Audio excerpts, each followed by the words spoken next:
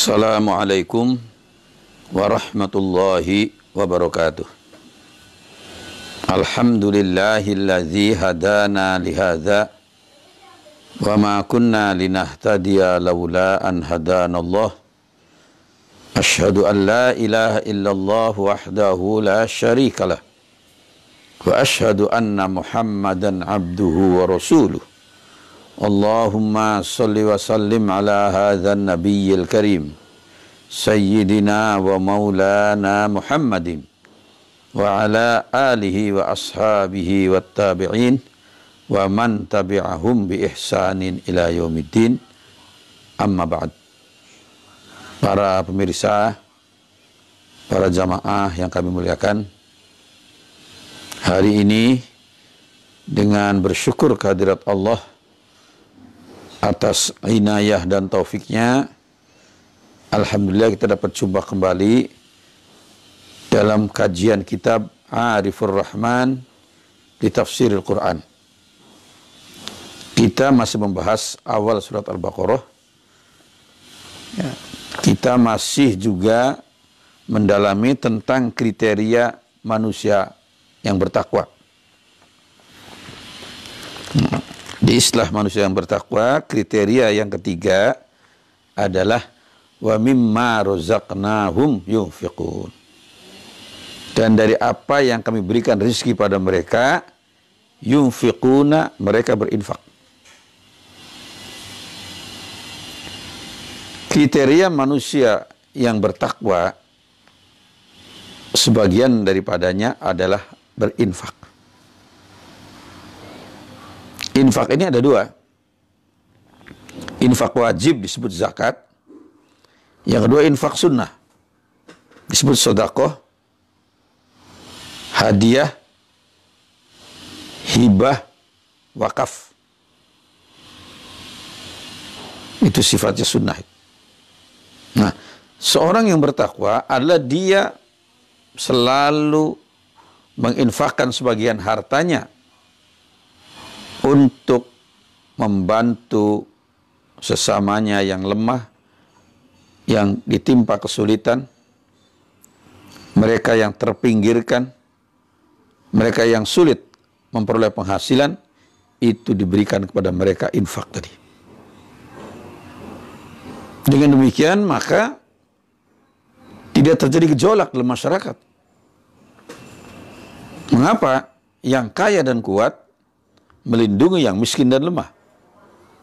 Sebaliknya yang miskin dan lemah menghormati yang kaya dan kuat.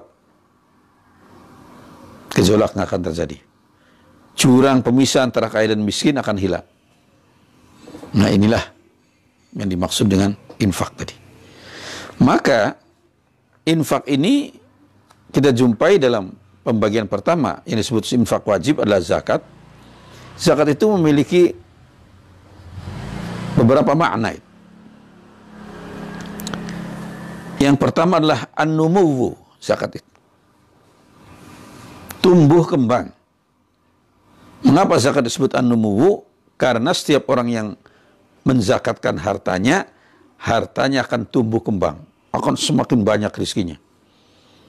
Tidak ada orang berzakat kemudian hartanya berkurang, kan? Justru semakin bertambah. Demikian juga orang yang rajin berinfak. Tidak ada harta yang berkurang karena diinfakkan, nggak ada. Nah, jadi inilah yang harus kita perhatikan mengenai kriteria manusia takwa adalah mereka yang berinfak. Pengertian pertama dari zakat tadi, an-numuw. Yang kedua adalah at-tazkiyah, mensucikan. Mengapa mensucikan? Karena dengan zakat itu harta orang tersebut disucikan dari kotoran-kotorannya, menjadi suci hartanya. Demikian juga orang yang berzakatnya, muzakinya juga dibersihkan dari dosanya, dari sikap yang disebut bakhil, kikir, ya. Dibersihkan dari sikap tomak itu. Jadi maka disebutkan at-tazkiyah. Kemudian at-tathhir, juga diartikan dengan membersihkan. Karena harta orang yang berzakat akan menjadi bersih. Demikian juga manusia yang berzakatnya, dia menjadi bersih dari kesalahan-kesalahan dan dosa-dosa dengan infaknya itu, dengan zakatnya itu dia akan bersih. Ya, ini yang kita lihat ya. Kemudian yang ketiga, pengertian zakat secara bahasa adalah al-barakah. Keberkahan. Mengapa? Tadi yang saya sebutkan. Khudz min amwalihim shadaqatan tutahhiruhum wa tuzakkihim biha. Ambillah dari harta mereka sedekah atau zakat, tutahhiruhum yang membersihkan mereka, wa tuzakkihim dan mensucikan mereka biha dengan zakat itu. Jadi jelasin kalimat-kalimatnya. Nah, maka zakat ini sangat penting. Termasuk tadi akan menimbulkan keberkahan. Karena apa? Yang kaya, kuat, melindungi yang miskin dan lemah. Yang miskin dan lemah menghormati yang kaya dan kuat. Maka akan ada masyarakat yang sangat harmonis. Gap atau jurang pemisah antara kaya dan miskin hilang. Nah, kalau disebutkan al-barakah tadi, ada keberkahan. Nah, inilah yang kita sebut dengan zakat sebagai bagian dari infak yang wajib tadi. Dari kenyataan ini, kita nanti akan melihat di tengah-tengah masyarakat suatu kehidupan yang sangat harmonis. Kaya, miskin, tua, muda, yang kuat dan yang lemah, semua menjadi suatu masyarakat yang saling tolong-menolong, saling membantu, saling beribah hati. Ya, inilah yang digambarkan masyarakat Islami tadi. Nah, dengan zakat ini, maka harta seorang itu akan menimbulkan berkah yang luar biasa. Ini yang disebut dengan wa mimma razaqnahum yunfiqun. Mereka menafkahkan sebagian rizki yang telah kami anugerahkan pada mereka. Rizki adalah segala sesuatu yang bermanfaat. Misalnya uang, makanan, pakaian, kendaraan, dan sebagainya. Rizki yang lahiriah. Ada rizki batiniah. Ya, ketenangan, ketentraman, itu rizki batiniah. Menafkahkan sebagian rizki, maksudnya adalah memberikan sebagian rizki yang diperolehnya pada mereka yang berhak menerimanya. Ya, infak secara garis besar dibagi menjadi dua, yaitu infak wajib dan yang disebut zakat, dan infak sunnah. Seperti sedekah, hadiah, hibah, pemberian secara umum, dan sebagainya. Dengan berinfak, seorang akan terhindar dari sifat kikir. Orang itu hilang kikir dengan infak. Atau bakhil yang dapat dibenci oleh Allah SWT, dibenci sama masyarakat. Orang yang kikir itu, bakhil itu dibenci Allah, dibenci masyarakat. Al-bakhilu aduwullah. Seorang bakhil itu, kikir itu adalah musuh Allah. Qaribun ilan nar, dekat ke neraka. Ba'idun minal jannah, jauh dari surga. Ya, na'udzubillah min dzalik. Ya. Maka kata Al-Qur'an, wala taj'al yadaka maghlulatan ila 'unuqika wala tabsutha kullal basti fataq'uda maluman mahsur. Dan janganlah kamu jadikan tanganmu terbelenggu pada lehermu. Ya. Saking bakhilnya, jangan sampai. Dan janganlah kamu terlalu mengulurkannya, karena itu kamu menjadi tersela dan menyesal. Jadi bagaimana infak itu? Bersikap pertengahan. Tidak terlalu ketat, tidak terlalu longgar. Terlalu ketat juga tadi. Banyak yang dibenci orang. Saya ambil contoh Para pemirsa sekalian, orang biasa membayar ojek motor 10.000. Tiba-tiba ada orang yang mau menggunakan ojek juga, dia menawar 2.000 bang, 2.000, 3.000. Wah, itu marah pasti. Nah, jadi sifat bakhil itu akan mengantarkan seorang dibenci pada sesama. Bahkan maaf, bisa dilaknati oleh sesama. Tapi kalau kita memberi lebih, didoakan bersama. Saya ambil contoh. Biasanya orang naik ojek di daerah situ 10.000. Sekarang saya kasih 15.000. Oh, itu tukang ojek akan berterima kasih, berdoa. Dia akan cerita ke anak-anaknya. Nah, tadi ada orang baik sekali. Masih bapak biasanya 10.000, 15.000. Didoakan oleh semua. Nah, ini keuntungan dari orang yang baik. Namun demikian jangan sampai dihabiskan semua, nggak benar juga. Ya, seperti kita menumpahkan air dari baskom, tumpah semua. Nggak benar juga, ya, karena apa?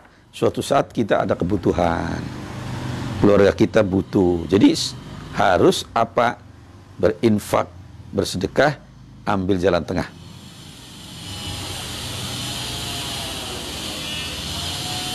Ya, jadi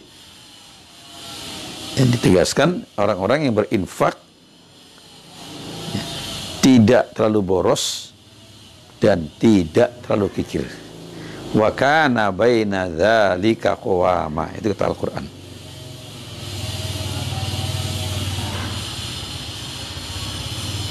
Mereka berinfak atau bersedekah baina dzalik, pertengahan antara boros dan kikir tadi, secara lempeng, secara konsekuen. Nah, inilah yang diharapkan dalam Islam untuk berinfak tadi. Sebab kalau kita gambarkan tadi semua uang kita habiskan, nanti kita kewalahan. Besok lusa ada kebutuhan, kita nggak punya apa-apa, repot. Harus ada yang kita simpan untuk keluarga kita. Ya, tapi juga harus ada yang diinfakkan pada orang lain. Jadi mengambil jalan tengah tadi. Wa kana baina dzalika qawam.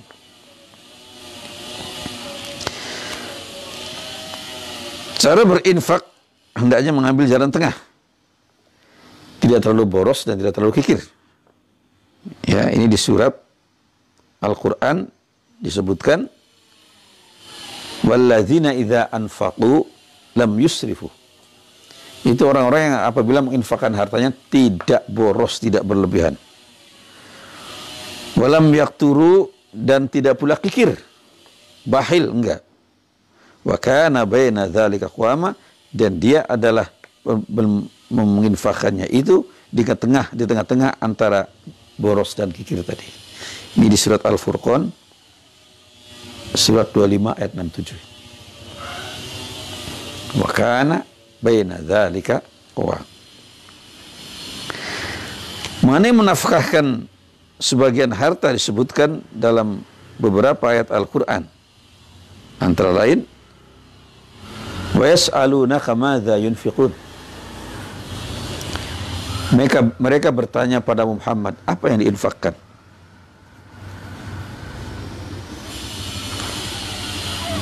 Qul ma anfaqtum min khairin. Katakanlah apa yang kamu infakkan dari suatu kebaikan atau dari suatu harta.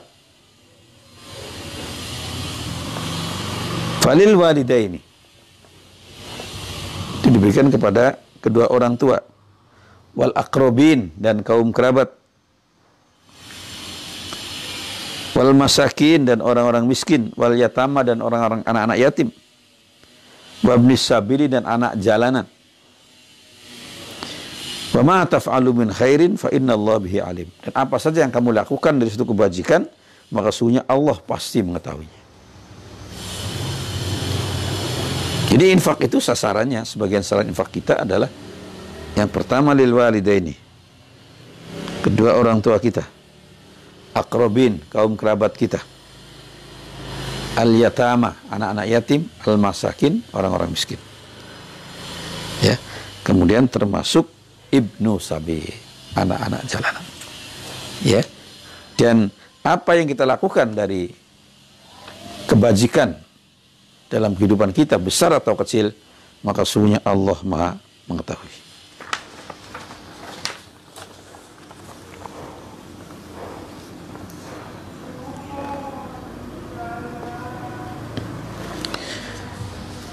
Itu di surat Al-Baqarah 215. Orang-orang yang bakhil atau kikir yang tidak menginfakkan hartanya tergolong orang-orang yang dimurkai oleh Allah Subhanahu wa taala. Allah Subhanahu wa taala ya dimurkai oleh Allah, jauh dari surga dan dekat ke api neraka. Ya. Tegaskan gitu. Yang kami saya sebutkan tadi. Ya. Qaribun ya minan nar dan ba'idun minal jannah. Hadis riwayat Tirmidzi. Ya. Qaribun minan nar ya. Ba'idun minal jannah. Ya.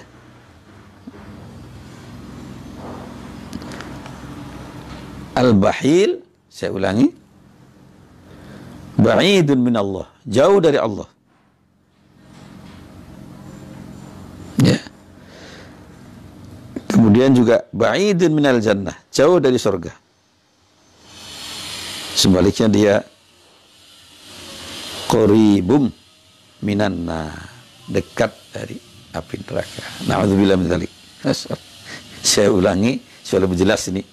Ya, jadi orang yang bakhil itu jauh dari Allah, dekat ke neraka, jauh dari surga. Ya, na'udzubillah, kita mesti menghindar sejauh-jauhnya. Hadis riwayat Imam Tirmidzi. Kemudian kita masuki kriteria manusia yang bertakwa yang keempat, tadi yang ketiga. Walladzina yu'minuna bima unzila ilaik wa ma unzila min qablik. Dan orang-orang yang beriman kepada apa yang diturunkan kepada ya, yang diturunkan padamu, yakni Al-Quran, wa ma unzila min qablik, dan kitab-kitab diturunkan sebelum Al-Quran, sebelum kehadiran Muhammad. Yang kita kenal kitab-kitab itu semuanya ada 104. Kitab-kitab para nabi dan rasul terdahulu ada 104. 104 itu terangkum dalam 4 kitab. Taurat, Zabur, Injil, dan Al-Quran. Nah, dari 4 kitab ini terangkum dalam Al-Quran. Semua. Taurat, Injil, Zabur, semua terangkum dalam Al-Quran. Ya. Dari Al-Quran terangkum dalam Al-Fatihah. Nah gitu itu. Al-Fatihah itu merangkum semua itu. Jadi inilah yang kita harus pahami ya, sehingga ya, kita bisa mempercayai kitab-kitab Al-Quran dan kitab-kitab terdahulu. Nah, bagaimana kita sekarang cara mempercayai kitab terdahulu? Selama kitab-kitab itu sesuai dengan Al-Quran, kita percayai. Tapi kalau nggak sesuai, ya kita ikuti Quran. Dan banyak persamaan. Kitab-kitab terdahulu yang sekarang masih ada, yang disebut the Bible, ya, ya ada the Old Testament, the New Testament, itu banyak persamaan dengan Quran. Ya kita terima yang sama, tapi yang berbeda, ya kita ikuti Quran. Itu cara kita beriman pada kitab. Mengapa?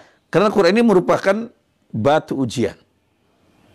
Mengoreksi kitab-kitab lama yang mungkin ada campur tangan manusia, dikoreksi oleh Quran. Maka yang berbeda dengan Quran, kita tidak ikuti. Tapi yang sama dengan Quran, coba lihat itu, the Ten Commandments, yang diajarkan Nabi Musa dalam Taurat atau dalam the Old Testament. Sama dengan Islam. Larangan syirik, larangan mencuri, larangan sama. Nah, yang itu kita terima semua. Ya. Yang berbeda itulah yang kita tolak. Ya, misalnya konsep tentang Tuhan berputra itu kita tolak, ya, karena kata Al-Quran, qul huwallahu ahad, katakanlah Allah itu esa. Jadi kita ikuti yang itu kalau ada yang, ya. Nah, inilah maksud dari kita mempercayai kitab-kitab terdahulu. Jadi jangan ada katakan ditolak, enggak, kitab terdahulu kita terima, ya, kita percayai, tapi sesuai dengan yang sesuai dengan Al-Quran.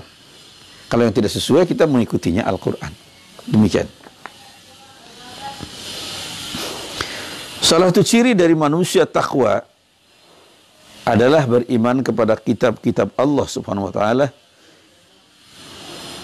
yang juga diturunkan kepada para nabi dan rasul terdahulu. Kitab-kitab itu terdiri dari Al-Quran yang diturunkan kepada Nabi Muhammad SAW dan kitab-kitab yang diturunkan kepada nabi terdahulu. Ya. Seperti, ya, pada nabi terdahulu, kitab-kitab yang diturunkan kepada nabi terdahulu adalah Taurat, diturunkan kepada Nabi Isa alaihissalam, kepada Musa, ya. Taurat turunkan kepada Musa alaihissalam. Kemudian Zabur turunkan kepada Nabiullah Dawud alaihissalam. Injil turunkan kepada Nabi Isa alaihissalam. Semua kita terima, ya. Kita terima sesuai dengan yang sama dengan Al-Quran. Percaya kepada kitab-kitab terdahulu berarti juga kita percaya pada Nabi dan Rasul yang dibangkitkan sebelum Nabi Muhammad. Kita percaya mereka. Ya, percaya pada Nabi Muhammad dan Nabi-Nabi sebelumnya. Mereka semua membawa agama Islam, mengajarkan ajaran tauhid yang sama, yaitu keyakinan pada Allah SWT yang Maha Esa dan Maha Kuasa. Kita tidak membedakan antara satu Rasul dengan Rasul yang lain, atau satu Nabi dengan Nabi yang lain.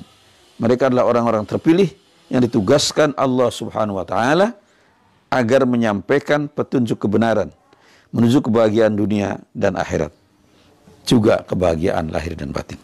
Jadi ini yang dimaksud dengan beriman kepada kitab Al-Quran dan kitab-kitab sebelum Al-Quran. Beriman pada Nabi Muhammad dan beriman pada nabi-nabi sebelum Nabi Muhammad. Banyak nabi-nabi, ya. Nabi ada 124.000. Sedangkan Rasul ada 313. Nah, yang disebutkan Al-Quran ada 25. Jadi kalau menyebutkan Rasul 25 itu disebutkan Al-Quran. Ada Rasul-Rasul yang diceritakan Al-Quran, ada yang tidak. Ya, jadi itu semuanya adalah 313. Ini yang kriteria manusia bertakwa yang keempat. Yang kelima, kita masuki kriteria insan takwa wabil akhiratihum yuqinu. Dan terhadap hari akhirat yuqinuna, mereka yakin. Jadi meyakini hari akhirat. Mengapa ya meyakini hari akhirat? Karena itulah sebagian dari rukun iman kita. Rukun iman kita kan ada 6. Percaya kepada Allah, percaya pada para malaikat, percaya kepada kitab, percaya pada nabi dan rasul, percaya pada hari akhirat, dan yang keenam adalah percaya pada wabil qadri khairihi wa syarrihi minallahi ta'ala. Pada takdir atau qadar dan qadar Allah Subhanahu wa taala. Nah, di sini kita, ya, mempercayai hari akhirat. Hari akhirat itu apa? Hari akhirat adalah masa di mana makhluk manusia dibangkitkan setelah kematian mereka. Setelah manusia semua wafat, kemudian ada hari kiamat, ada hari kebangkitan. Dibangkitkan lagi manusia. Untuk apa dia? Untuk menerima balasan dari apa yang dia amalkan di dunia. Yang di dunia dia beramal baik, dapat kebaikan di akhirat. Yang di dunia dia beramal buruk, dapat keburukan di akhirat. In ahsantum, ahsantum li anfusikum. Wa in asatum falah. Kalau kalian berbuat baik, maka perbuatan baik itu untuk kalian sendiri. Wa in asatum, dan jika kalian berbuat buruk, maka keburukan itu akan menimpa diri kamu juga. Itu akhirat. Itu masuki disebut yaumil mahsyar, ya, di mana manusia dikumpulkan semua. Kemudian yaumil hisab, Hari pengadilan, semua manusia diadili sebagai tertuduh. Mengapa?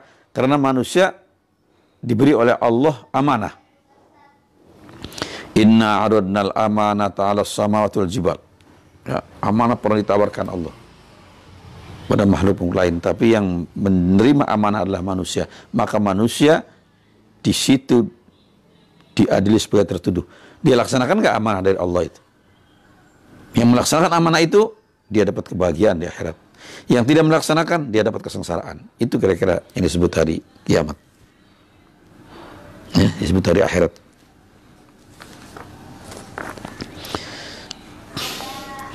Akhirat adalah kelanjutan kehidupan yang kekal setelah manusia mati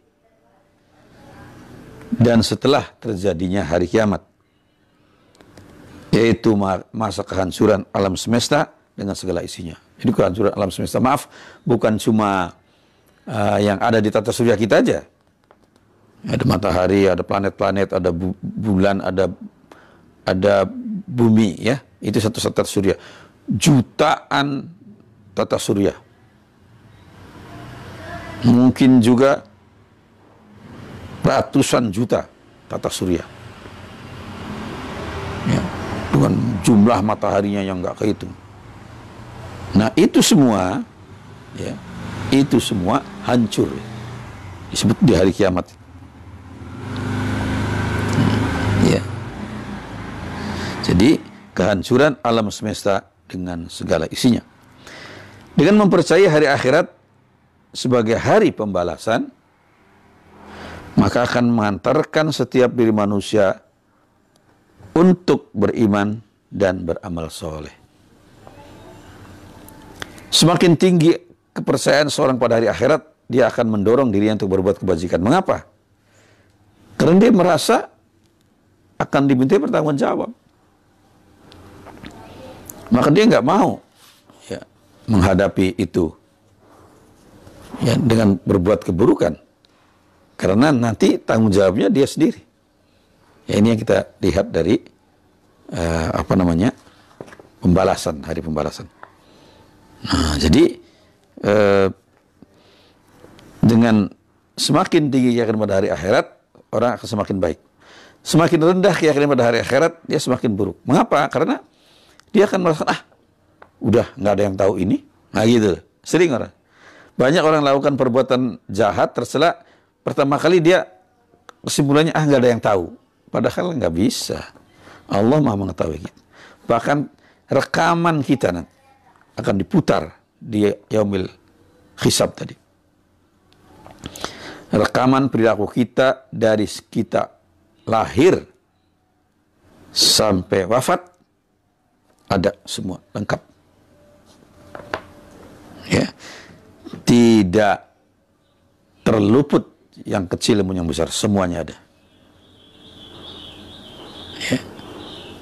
Itu semua terekam. Jadi semakin yakin pada hari akhirat, dia akan semakin tinggi amal solehnya, kebajikan-kebajikan. Tapi semakin rendah percaya pada hari akhirat, atau mungkin nggak percaya sama sekali, dia akan seenaknya berbuat jahat karena nggak takut dia bertanggung jawab pada hari kiamat tadi, pada hari hisab. Akhirat merupakan hari pembalasan bagi setiap diri manusia. Apabila amal perbuatannya di dunia baik, maka akan dibalas dengan kebaikan juga. Sebaliknya, apabila dalam kehidupan dunianya ia berbuat jahat dan merusak, akan dibalas dengan siksa yang menyengsarakan. Allah berfirman, in ahsantum ahsantum li anfusikum wa in asatum falaha. Kalau kalian berbuat baik, maka berbuat baik untuk diri kalian sendiri. Dan jika kalian berbuat keburukan, ya, maka itu pun akibatnya akan menimpa kalian juga.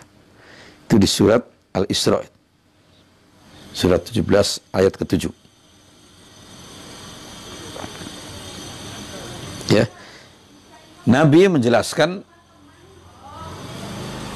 uraian ayat ini dengan hadisnya, dengan pernyataan beliau, in khairan fa khairun, kata Nabi, wa in syarrun fa syarrun. Kalau dia perilakunya baik, maka dia akan dibalas dengan kebaikan di akhirat. Wa in syarrun, dan apabila dia perilakunya buruk, fasyarrun, dibalas dengan keburukan juga. Itu hadis riwayat Imam At-Tabrani. Ya, demikian para jamaah sekalian, ya, para pemirsa yang kita sebut dengan ya, kriteria yang kelima, yaitu wabil akhiratihum yuqinun.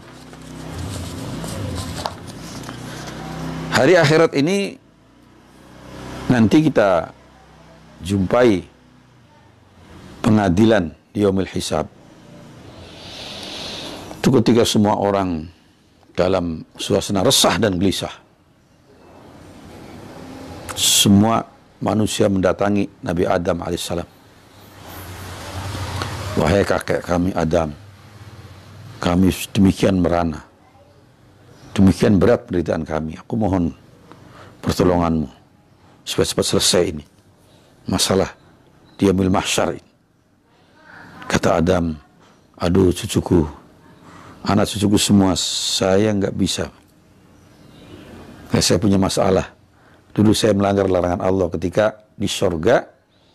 Aku tidak boleh mendekati atau memakan suatu buah yang larangan Allah, saya melanggar. Jadi cobalah kamu datang kepada Nuh. Mereka datang ke Nabi Nuh. Nabi Nuh mengatakan juga, mohon maaf, aku nggak bisa membela kalian. Aku punya masalah, aku dianggap seorang nabi yang keras. Dengan ucapanku melaknat umatku. Rabbi la tazar fil ardi minal kafirina dayyar. Tuhanku, janganlah kau tinggalkan segelintir orang kafir di dunia ini. Maksudnya disuruh binasakan semua. Ini masalah, kata Nabi Nuh alaihissalam. Cobalah kamu minta bantuan kepada Nabi Ibrahim. Mereka datang kepada Nabi Ibrahim. Nabi Ibrahim mengatakan begitu juga. Mohon maaf, anak cucuku, nggak bisa membela kamu, karena aku juga punya masalah. Ya, beliau punya masalah. Beliau itu sering berdusta untuk kebaikan. Misalnya ketika beliau diajak beribadah ke ma'bad, ya, orang-orang musyrik di zamannya, beliau katakan inni sakim, saya nggak bisa, saya sakit, padahal beliau nggak sakit. Ini jadi masalah di kalangan para nabi. Ya, kemudian waktu beliau menghancurkan berhala-berhala itu yang besar-besar itu, dihancurkan dengan kampaknya. Kemudian disisakan satu yang paling besar, itu kampaknya digantungkan ke berhala yang paling besar itu. Waktu orang ribut siapa yang menghancurkan tuan-tuan kami, Ibrahim dipanggil. Apa kata Ibrahim? Bal fa'alahu kabiruhum hadza. Oh, inilah yang menghancurkan ini kan yang paling besar ini. Buktinya kampaknya ada di situ. Fas'aluhum in kanu yantiqun. Tanya mereka kalau mereka bisa bicara. Baru mereka sadar. Ya. Bagaimana itu bisa bicara? Nah, kalau nggak bisa bicara, kata Ibrahim, kenapa kalian sembah? Itu kan patung-patung. Nah, inilah mereka nggak bisa jawab itu. Nah, jadi kata Ibrahim, saya punya masalah itu. Berdusta.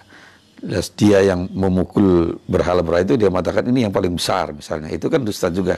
Meskipun dustanya itu baik, ya, tapi dalam urusan para nabi itu masih masalah. Cobalah kamu datang kepada Musa, kata. Kamu minta pertolongan kepada Musa. Nabi Musa juga begitu. Ternyata beliau mengatakan, mohon maaf, anak-anak cucuku, kami nggak bisa membela kalian. Saya punya masalah juga. Apa? Ketika Nabi Musa menjumpai di Fustat, itu kota lama Kairo, di zaman Fir'aun, waktu itu Nabi Musa baru berumur 10 tahun. Ada perkelahian dua orang anak muda. Anak muda kaum Bani Israel yang sebangsa dengan Musa, dan yang satu lagi adalah anak muda orang Mesir. Perkelahian itu begitu keras. Lalu Musa bertujuan untuk memisah sebetulnya. Tapi beliau itu kan fisiknya kuat sekali. Tenaganya luar biasa itu. Ya, mengangkut tutup sumur yang nggak bisa diangkat oleh 40 orang, oleh Nabi Musa digeser, diangkat. Fisiknya luar biasa Musa. Karena itu dengan niatnya dia akan memisah, itu orang Mesirnya kepukul pelan-pelan sebenarnya oleh dia, tapi meninggal. Ini yang membuat Nabi Musa kemudian lari dari Mesir ke Madian. Madian mana? Sekarang daerah Jordan. Ya, jadi kata Musa, saya punya masalah ini. Saya nggak bisa bantu kalian. Cobalah kamu datang kepada Isa. Waktu datang pada Nabi Isa, mereka juga ya tidak berhasil karena Isa mengatakan, aku juga punya masalah. Mengapa punya masalah beliau? Banyak umat beliau yang menganggap dirinya itu, Isa itu sebagai putra Tuhan. Nah ini yang jadi masalah, dia nggak bisa bela. Ya, padahal Isa mengajarkan, u'budullaha rabbi wa rabbakum. Sembahlah oleh kalian Allah, dia adalah Tuhanku dan Tuhanmu. Jelas itu di Quran. Itu kalimat Nabi Musa kepada umat. Tapi umatnya banyak yang menyeleweng dari ajaran Musa. Nah ini yang jadi masalah. Cobalah kamu datang kepada Muhammad. Waktu mereka datang pada Muhammad, inilah Nabi menyelesaikan. Ana awwalu syafi'in yaumal qiyamah. Akulah orang yang pertama kali memberi syafaat pertolongan kepada umat manusia sedunia. Maaf, bukan umat Muhammad saja, seluruhnya dulu. Diberi syafaat oleh Nabi Muhammad, setelah itu diberikan kepada umatnya masing-masing. Ini disebut awwalu syafi'in. Orang yang pertama kali memberi pertolongan syafaat kepada umat manusia di mahsyar adalah Nabi Yuna Muhammad SAW, Nabi besar kita Muhammad SAW. Nah ini sekilas tentang kehidupan di mahsyar. Dari kriteria yang kami sebutkan tadi ada 6 kriteria. Tegaskan kalimat berikutnya, ulaika ala hudam mir rabbihim wa ulaika humul muflihun. Mereka itulah orang-orang yang berada di atas petunjuk dari Tuhan mereka. Nah, jadi orang-orang yang memiliki kriteria yang 6 tadi, kriteria takwa, itu orang yang dapat petunjuk dari Tuhan mereka. Wa ulaika humul muflihun, dan mereka itulah orang-orang yang mendapat keberuntungan, kebahagiaan. Al-falah, kemenangan, keberuntungan, kebahagiaan. Muflihun. Ya, ini yang kita mengakhiri kriteria orang bertakwa ya di ayat ini. Ya. Nanti kita akan masukin kriteria orang-orang kafir. Mereka itulah orang yang tetap mendapat petunjuk dari Tuhan mereka, dan merekalah orang-orang yang bertakwa. Mereka yang memiliki kriteria di atas adalah orang-orang yang mendapatkan petunjuk dari Allah Subhanahu wa Ta'ala. Dan merekalah orang-orang yang mendapatkan kebahagiaan baik di dunia maupun di akhirat. Jadi itu yang memiliki kriteria tadi yang kita sebutkan satu persatu. Ya, serta juga mereka memperoleh keridhaan Allah Subhanahu wa Ta'ala.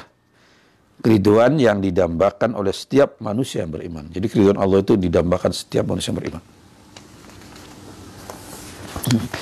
Dari urian ini, para jamaah sekalian, kita dapat ya mengambil pelajaran yang sangat bermanfaat. Dan sebagai penutup dari kajian kita ingin bahas tentang ikhtisar dari urian yang kita lakukan 2 kali pertemuan. Al-Quran adalah wahyu Allah SWT yang disampaikan pada Nabi Muhammad SAW sebagai petunjuk bagi umat manusia. Ingat, petunjuk bagi umat manusia untuk apa? Agar memperoleh kebahagiaan yang abadi. Bukan cuma di dunia atau di akhirat, dua-duanya. Ya, hasanah fid dunya, hasanah fil akhirat. Itu kan doa kita yang selalu kita ungkapkan. Ya. Rabbana atina fid dunya hasanah wa fil akhirati hasanah wa qina adzabannar. Jelas sekali. Jadi kebahagiaan yang abadi, kenikmatan yang abadi. Umat manusia diperintahkan agar percaya kepada kitab-kitab Allah yang terdiri dari Al-Quran, Injil, Zabur, ya, Taurat, dan suhuf nabi-nabi terdahulu. Yang saya sebutkan pada awal kuliah tadi ada 104 kitab. Kita mesti percaya semua. Tapi semua itu nggak sulit. Mengapa? Sudah terangkum dalam 4 kitab. Yang 4 kitab terangkum dalam Al-Quran. Jadi kalau kita sudah menguasai Al-Quran, udah semua kitab suci yang lama udah kita kuasai semua itu. Jadi di situ letaknya. Ya. Disebutkan Al-Quran, Suhufi Ibrahim wa Musa. Inna hadza la fis suhufil ula, Suhufi Ibrahim wa Musa. Ya, itu jadi Suhuf Ibrahim. Itu disebutkan, ya, semuanya terhimpun dalam Al-Quran.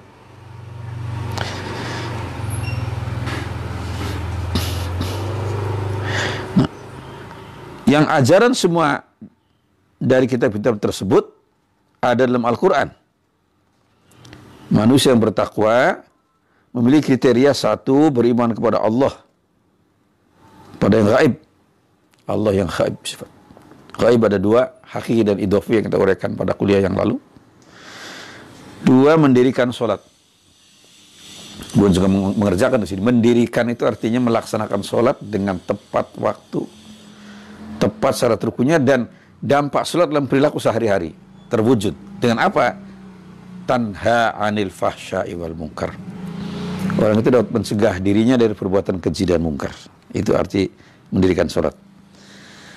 Yang ketiga, menginfakkan sebagian hartanya, baik infak wajib berupa zakat maupun infak sunnah, seperti sedekah, hibah, hadiah, dan sebagainya. Yang keempat, beriman kepada kitab-kitab Allah yang diwahyukan kepada para nabi dan rasul.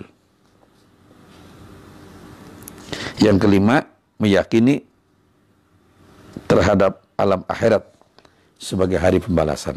Itulah kriteria dari manusia yang bertakwa, ya, yang disebutkan di awal surat Al-Baqarah.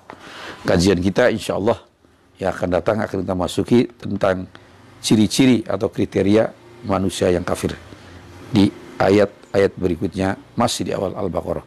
Demikian, semoga bermanfaat. Saya mohon maaf apabila ada kekhilafan dan kesalahan. Wal afu minkum. Wassalamualaikum warahmatullahi wabarakatuh.